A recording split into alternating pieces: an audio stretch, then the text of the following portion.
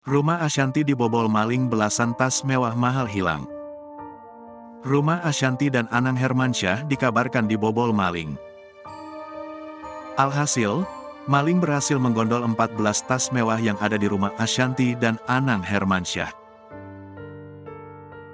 Bukan hanya itu, Ashanti juga kehilangan sepatu, sandal hingga kamera.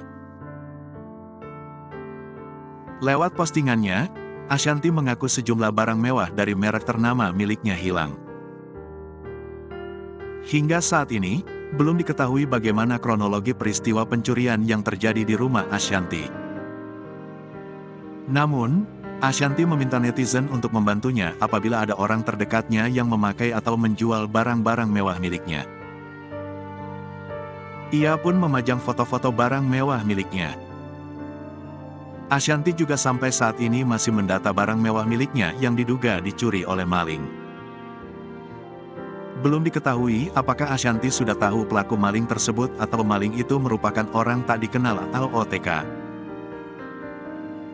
Guys, kalau ada orang terdekat aku yang pakai atau jual barang-barang ini tolong segera hubungi ya, karena kita kehilangan 14 tas, 1 kamera dan sendal, sepatu dan semuanya branded. Ini yang baru ketahuan, masih kita cek lagi, tulis Ashanti dikutip Sabtu, tanggal 21 Januari tahun 2023.